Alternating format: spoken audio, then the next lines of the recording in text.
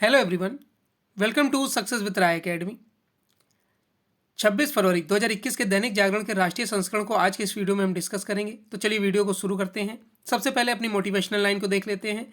आप खुद में वो बदलाव कीजिए जो आप दुनिया में देखना चाहते हैं।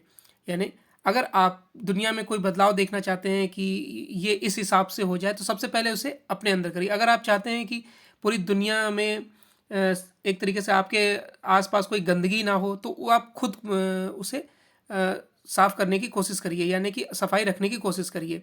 हो सकता है किसी की बातें कुछ आपको अच्छी ना लगती हो, तो आप भी ध्यान करिए कि आप भी वैसी बातें ना बोलें। चलिए अब आज के न्यूज़पेपर को शुरू करते हैं। सबसे पहले नेशनल न्यूज़, दो नेशनल न्यूज़ हैं। पहली न्यूज़ है एंटी सोशल कंटेंट पर नकेल। इंटरनेट मीडिया, ओटीटी व डिजिटल न्यूज़ प्लेटफॉर्म पर नियंत्रण को दिशा निर्देश जारी कर दिए गए हैं। दूसरी न्यूज़ है कि नए मामलों में 89% सिर्फ 7 राज्यों से। कोरोना जिस तरीके से और बढ़ता जा रहा है उसी पर है ये न्यूज़। तो पहली न्यूज़ से शुरू करते हैं।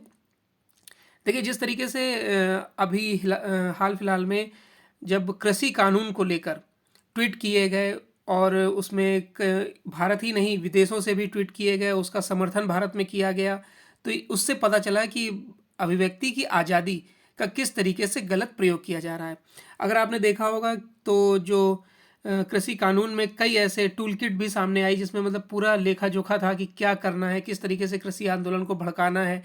मतलब कई ऐसी ऐसी बातें थीं जो जो सोशल मीडिया के माध्यम से लोगों तक पहुंचाई गई थी। तो इन्हीं सबको देखते हुए इस पर अब नकेल कसने की तैयारी है। अगर एक उदाहरण के तौर पर देखें तो जैसा कि अमेरिका में हुआ था, जब राष्ट्रपति डोनाल्ड ट्रंप ने ट्वीट किया था और अपने समर्थकों को संदेश दिया था सोशल मीडिया के ही माध्यम से, तो उसमें लोग संसद पर हमले के लिए तैयार हो गए थे और उपद्रव भी किया था। लेकिन उस पर गंभीरता से संज्ञान लेते हुए ट्विटर ने उनका अकाउंट ही डिलीट कर दिया था। लेकिन इंडिया में ऐसा कहीं नहीं होता है। इंडिया में सोशल मीडिया में अगर कोई चीज़ बोली जाती है तो वो एक तरीके से वायरल हो जाती है। कृषि कानून में भी सरकार ने चेतावनी दी ट्विटर को कि आप ऐसे जो ट्वीट हैं उन्हें हटा दीजिए जो भड़काऊ बयान देते हैं, लेकिन ट्विटर ने इसे गंभीरता से नहीं लिया और उसका खामियाजा 26 जनवरी 2021 को परेड में, यानी कि गणतंत्र दिवस की परेड में देखने को मिला था। अब कुछ लोग इससे जो बुद्धिजीवी हैं वो ये मानते हैं कि जो अनुच्छेद 19 संविधान का अनुच्छेद 19 जो हमें बोलने की आज़ादी, अपनी बात रखने की आज़ादी देता है, उसका ये उल्लंघन है। लेकिन अगर ये उल्लंघन है तो हम अगर भड़काऊ भाषण देते हैं तो उससे जो शांति व्यवस्था भंग होती है वो सबसे बड़ा क्राइम माना जाएगा। इसलिए और इसमें कहीं पर भी अनुच्छेद 19 की अवहेलना नहीं है। अगर आप सही बात को सही ढंग से रखते हैं तो वो आपकी आज़ादी बनी रहेगी। इंटरनेट मीडिया, डिजिटल न्यूज़ एवं ओवर द टॉप यानी ओटीटी पर परोसे जा रहे कंटेंट पर नियंत्रण के लिए सरकार ने गुरुवार को नए दिशा निर्देश जारी कर दिए। दिशा निर्देशों के तहत इन सभी प्लेटफॉर्म के एंटी सोशल यानी असामाजिक व आपत्तिजनक कंटेंट पर लगाम लगेगी। सरकार ने इस प्लेटफॉर्म पर शिकायतों के निपटारे पर विशेष जोर दिया है। इन कंपनियों को सरकार की ओर से किसी सामग्री को हटाने का निर्देश मिलने के बाद तय समय में उनका पालन करना होगा।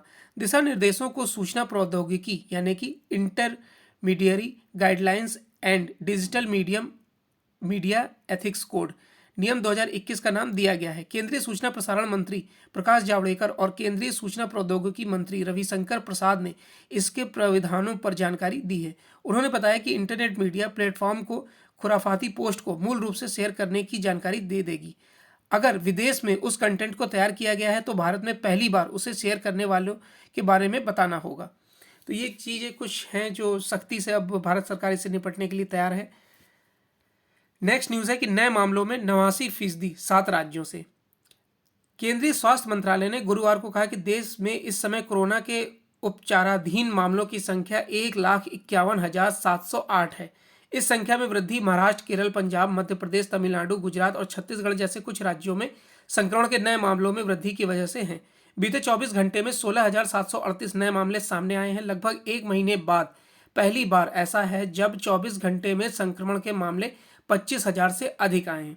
देश में अब तक संक्रमित हुए लोगों की संख्या 1,10,46,914 हो गई है। वहीं 138 लोगों की मौत से मरने वालों की संख्या 1,56,705 हो गई है, जबकि ठीक होने वालों की संख्या 1,07,38,501 होने से जो ठीक होने की दर है वो 97.21% हो गई है। वहीं मृत्यु दर 1.42 हो गई है। महाराष्ट्र में सर्वाधिक नए मामले सामने आ रहे हैं। पिछले 24 घंटे में राज्य में संक्रमण के 8,807 नए मामले सामने आए हैं। अब है इंटरनेशनल पेज। इंटरनेशनल पेज में 3 न्यूज़ हैं। पहली न्यूज़ है कि नीरव मोदी के प्रत्यर्पण को हरी झंडी। दूसरी न्यूज़ है कि सीमा पर फायरिंग रोकने पर, यहाँ पर होगा रोकने पर, भारत और पाकिस्तान सहमत। और तीसरी न्यूज़ है कि ऑस्ट्रेलिया ने खबरों के भुगतान के लिए बनाया कानून। तो पहली न्यूज़ से शुरू करते हैं कि जो भारत और पाकिस्तान की नियंत्रण रेखा है LOC, लाइन ऑफ कंट्रोल, समेत सीमा के दूसरे सेक्टरों पर लंबे समय से जारी संघर्ष विराम उल्लंघन को रोकने की अब इसमें बात कही जा रही है। महानिदेशकों यानी कि DGMO की आपसी बातचीत में सीमा पर संघर्ष विराम उल्लंघन रोकने पर यह सहमति बनी है। इसके मद्देनजर भारत और पाकिस्तान दोनों ने गुरुवार को संयुक्त बयान जारी कर संघर्ष विराम समझौते पर कड़ाई से पालन करने की बात कही है। ताज़ा सहमति 24-25 फरवरी की मध्य रात्रि से लागू हो गई है। देखिए, सहमति तो बार बार बनती है, लेकिन पाकिस्तान अपनी हरकतों से कतई बाज नहीं आता है। और इससे पहले भी देखा गया है, सहमति ये पहली बार नहीं बनी है। संघर्ष विराम ये पहली बार नहीं घोषित हुआ है। इससे पहले भी कई बार संघर्ष विराम घोषित हुआ था। और आगे आने वाले दिनों में पाकिस्तान किस तरीके से संघर्ष विराम और कब उल्लंघन करता है, ये देखने का विषय होगा। ऑस्ट्रेलिया ने एक कानून बना दिया है जो खबरों के भुगतान से रिलेटेड है। अभी ऑस्ट्रेलिया की सरकार और फेसबुक में काफ़ी तनातनी हुई थी, उसके बाद भुगतान को लेकर ही। उसके बाद फेसबुक ने न्यूज़ को बैन कर दिया था, यानी फेसबुक ने ऑस्ट्रेलिया में फेसबुक को बैन कर दिया था। कारण ये था कि जो भी न्यूज़ फेसबुक द्वारा दिखाई जा रही थी, ऑस्ट्रेलियाई जो सरकार है वो उसमें अपने हिस्से की मांग कर रहा था, यानी कि उससे जो प्रॉफिट हो रहा था उसमें भी टैक्स कह सकते हैं आप, उसमें टैक्स की मांग कर रहा था। तो इस पर फेसबुक राजी नहीं था। तो इसकी वजह से फेसबुक ने कुछ समय के लिए अपना जो प्रसारण है, कह सकते हैं आप, वो ऑस्ट्रेलिया में रोक दिया था। लेकिन उसके बाद दोनों पक्षों में सहमति बनी और फिर से इसे बहाल किया गया। अब ऑस्ट्रेलिया सरकार इस पर पूरी तरीके से कानून ले आई है। ऑस्ट्रेलिया ने खबरों के भुगतान को लेकर एक कानून बनाया है। इसके तहत गूगल और फेसबुक जैसी कंपनियों को खबरों का इस्तेमाल करने पर ऑस्ट्रेलियाई समाचार प्रशासकों को भुगतान करना होगा। इसके लिए ऑस्ट्रेलियाई मीडिया कंपनियों के साथ करार करना पड़ेगा। इस दिशा में फेसबुक और गूगल ने कदम बढ़ा दिए हैं। ऑस्ट्रेलियाई संसद ने गुरुवार को न्यूज़ मीडिया ब्लॉगिंग कोड नामक संशोधित बिल पर मुहर लगा दी है। इसका मसौदा तैयार करने वाले सांसद रॉड सिम्स ने कहा है कि वह संशोधित विधेयकों के पारित होने से खुश है। इससे ऑस्ट्रेलियाई समाचार प्रशासकों और गूगल व फेसबुक के बीच असंतुलित बाजार की समस्या दूर हो जाएगी। जबकि ऑस्ट्रेलियाई प्रतिस्पर्धा और उपभोक्ता आयोग ने कहा है कि इस कानून का मकसद बाजार की ताकत से निपटना है। साफ तौर पर गूगल और फेसबुक ताकत हैं। नेक्स्ट न्यूज़ है कि नीरव मोदी के प्रत्यर्पण को हरी झंडी।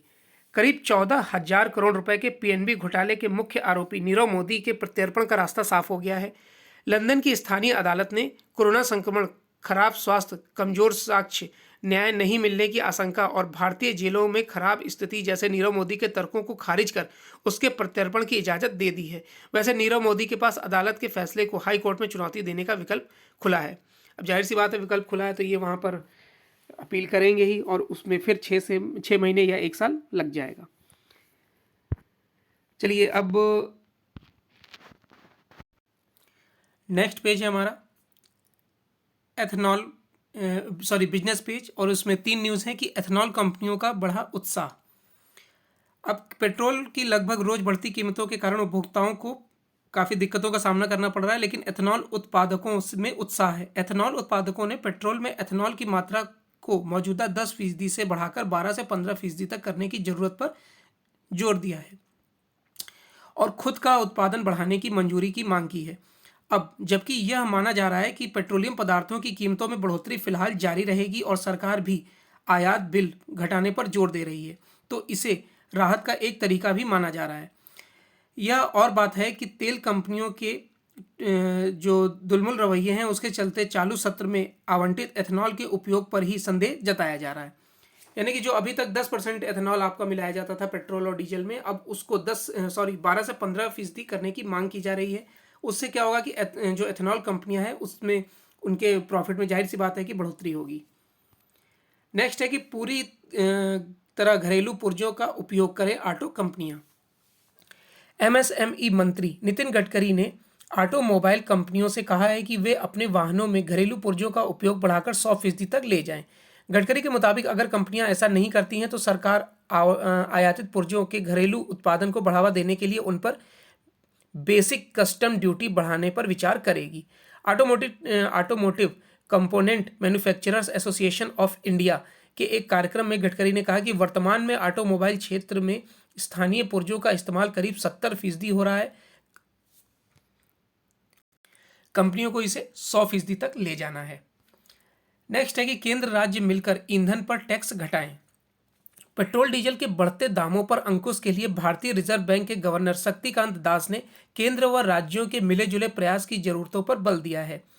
बॉम्बे चेंबर ऑफ कॉमर्स के एक कार्यक्रम में दास ने कहा कि ईंधन के दाम घटाने के लिए केंद्र और राज्य दोनों को मिलकर प्रयास करने होंगे, क्योंकि टैक्स की वसूली दोनों करते हैं। हालांकि उन्होंने यह भी कहा कि केंद्र और राज्य दोनों के राजस्व पर खासा दबाव है। कोरोना संकट से देश और लोगों को उबारने के लिए दोनों को अपना खर्च बढ़ाने की जरूरत है।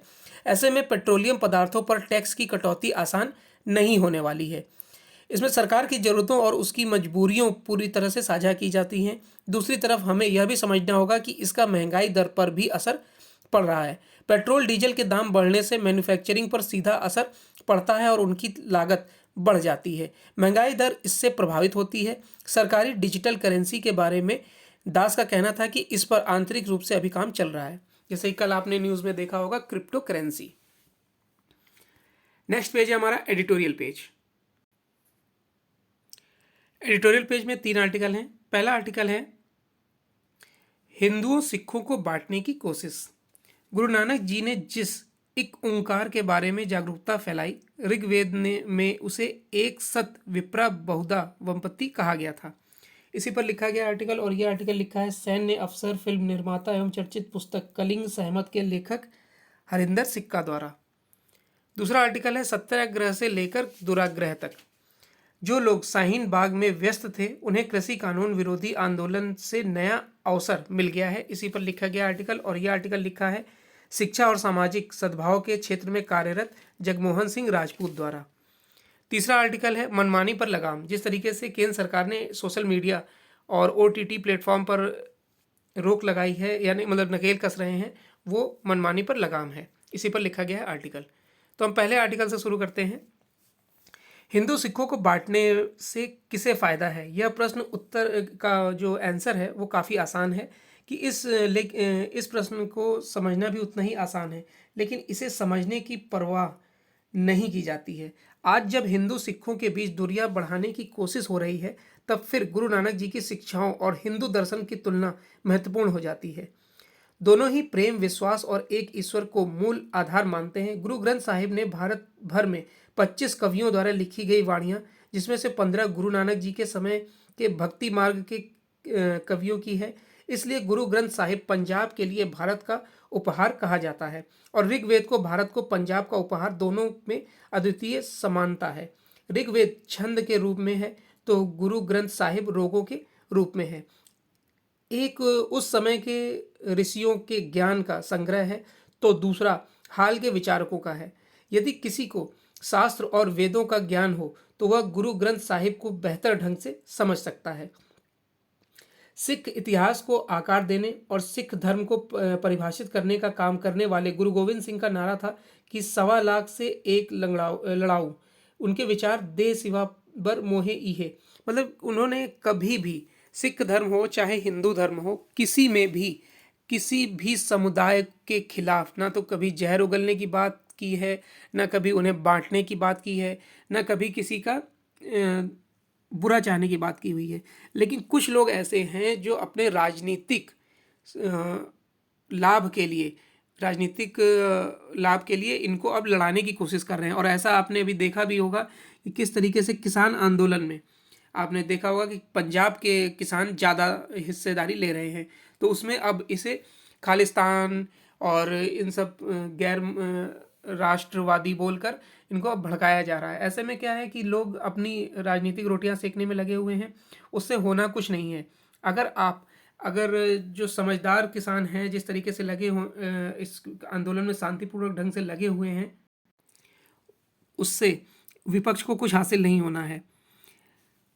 दुनिया में 1000 वर्षों में जितना परिवर्तन आया है उससे अधिक पिछले 10 वर्षों में आया है। डिजिटल क्रांति के इस दौर में दुनिया तेजी से निर्णय लेने की प्रक्रिया पर जोर दे रही है, पर जल्दबाजी में लिए गए निर्णय पश्चाताप का कारण बन सकते हैं। गति, प्रगति और संतुलन बनाए रखने के लिए यह आवश्यक है कि देश की युवा पीढ़ी को कीचड़ के बीच कमल की तरह विकसित होना सिखाया जाए। उन्हें देश को विभाजित करने वाली नफरत के दूरगामी परिणामों को समझने में सक्षम बनाने के साथ ही बार बार यह याद दिलाया जाए कि सकारात्मक सोच अपने आप में एक मौन प्रार्थना है। नेक्स्ट आर्टिकल है कि ठीक 1 साल पहले इन्हीं दिनों दिल्ली में भीषण दंगे हुए थे। इन दंगों की आड़ में वह शाहीन बाग आंदोलन था जिसके चलते लाखों लोगों को 3 महीने से अधिक समय तक परेशानी उठानी पड़ी थी। इस आंदोलन के चलते हजारों लोगों की रोजी रोटी भी प्रभावित हुई थी। इस दौरान हिंसा की आशंका सदा बनी रहती थी और अंततः हिंसा हुई भी। यह भी स्थापित हो चुका था कि उनकी तैयारी पहले से ही थी। हिंसा में मारे गए लोगों और उनके परिवारों के लिए मानवाधिकार, अभिव्यक्ति की स्वतंत्रता और आंदोलन एवं प्रदर्शन का अधिकार ऐसे त्रासदी बनकर आया जिससे वे जीवन भर उबर नहीं पाएंगे। उस समय की हिंसा से देश का एक वर्ग प्रसन्न था। शाहीन बाग धरना शायद लोग चलाते ही रहते यदि कोरोना और हिंसा आगजनी का साथ न आया होता। जो लोग शाहीन बाग में व्यस्त थे उन्हें किसान आंदोलन से नया अवतार मिल गया। यह वही वर्ग है जो एक व्यक्ति की जन स्वीकार्यता से अपना भविष्य अंधकार में पाता है। आप समझ रहे होंगे आर्टिकल किस तरफ बोला जा रहा है। गांधी जी के आंदोलन और सत्याग्रह की संकल्पना में निहित पवित्रता एवं पारदर्शिता उनके एक कथन से स्पष्ट होती है। 15 अप्रैल 1933 को उन्होंने लिखा था कि सत्याग्रह शब्द का उपयोग अक्सर बहुत शिथिलतापूर्वक किया जाता है, लेकिन इस शब्द के रचयिता के नाते मुझे यह कहने की अनुमति मिलनी चाहिए कि उनमें हिंसा का फिर वह कर्म की ही होगा या मन और वाणी का पूरा बहिष्कार होगा। गांधी जी की निगाह से कोई छूटा नहीं। गांव, खेती और किसान सदा ही उनके मन पर छाप बनाए रहते थे। इसे समझने के लिए 9 अक्टूबर 1937 के हरिजन में गांधी जी ने इन शब्दों को याद किया और गांव और शहरों के बीच स्वास्थ्य और नियुक्त संबंध का निर्माण तभी होगा जब शहरों को अपने इस कर्तव्य का ज्ञान हो जाए। उन्हें गांव का अपने स्वार्थ के लिए शोषण करने के बजाय गांवों से जो शक्ति और पोषण वे प्राप्त करते हैं उसका पर्याप्त बदलाव गांव को देना चाहिए। यह 80 वर्ष से पहले लिखा गया था। आज इसकी भाषा बदल जाती है मगर सार तत्व तो नहीं बदलता। इसे ही समझना है। न्याय पाने का अधिकार तो ईश्वर प्रदत्त है। न्याय पाने के लिए सत्य का आग्रह भी अधिकार है, परंतु उसके पहले सत्याग्रह के आधारभूत सिद्धांतों के पालन का कर्तव्य भी आवश्यक है। नेक्स्ट आर्टिकल है मनमानी पर लगाम। केंद्र सरकार की ओर से इंटरनेट मीडिया और ओटीटी प्लेटफॉर्म के लिए जो दिशा निर्देश जारी किए गए हैं वे कायदे से बहुत पहले बन जाने चाहिए थे।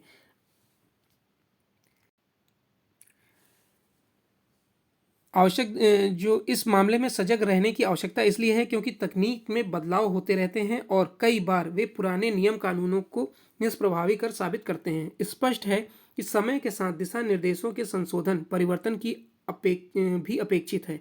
इस अपेक्षा को पूरा करने के साथ सरकार को इसे लेकर भी सतर्क रहना होगा। ओटीटी समेत हर तरह के डिजिटल प्लेटफॉर्म सरकार की ओर से जारी दिशा निर्देशों की ना तो मनमानी व्याख्या कर पाएंगे और ना ही उनसे बच निकलने में छिद्र तलाश पाएंगे। यह मानने का कोई कारण नहीं है कि प्लेटफॉर्म नियम कानूनों के दायरे में रहकर काम करने के लिए आसानी से तैयार हो जाएंगे। आमतौर पर ऐसे प्लेटफॉर्म अभिव्यक्ति की स्वतंत्रता की दुहाई देकर अपनी ही चलाते हैं, लेकिन पहली बात तो यह है कि अभिव्यक्ति की आज़ादी असीमित नहीं है और दूसरे इसे तय करने का अधिकार उन्हें नहीं दिया जा सकता। जो खुले तौर पर दोहरे मापदंड अपनाते हैं, आज यही फर्जी खबरों की बाढ़ सी आई हुई है, तो इंटरनेट मीडिया के कारण ही वह इन खबरों का गढ़ भी है और स्रोत भी। अब नेक्स्ट पेज है स्पोर्ट्स पेज। स्पोर्ट्स पेज में एक न्यूज़ है कि सबसे तेज 400 टेस्ट विकेट लेने वाले दूसरे गेंदबाज बने अश्विन। भारतीय दिग्गज स्पिनर रविचंद्र अश्विन ने अहमदाबाद के नरेंद्र मोदी स्टेडियम में इंग्लैंड के खिलाफ तीसरे टेस्ट की दूसरी पारी में इतिहास रच दिया। वह सबसे तेज 400 विकेट तक पहुंचने वाले दुनिया के दूसरे गेंदबाज हो गए हैं। वह इतने टेस्ट विकेट लेने वाले चौथे भारतीय हैं। अश्विन ने 77 मैचों में 400 विकेट का आंकड़ा पार किया है, जबकि श्रीलंका के मुथैया मुरलीधरन ने महज 72 मैचों में यह आंकड़ा पार किया था। तो ये आज का यानी कि 26 फरवरी 2021 का दैनिक जागरण का राष्ट्रीय संस्करण था। आई होप आपको वीडियो अच्छा लगा होगा। अगर आपको वीडियो अच्छा लगा तो लाइक और शेयर कर दीजिएगा। वीडियो देखने के लिए धन्यवाद।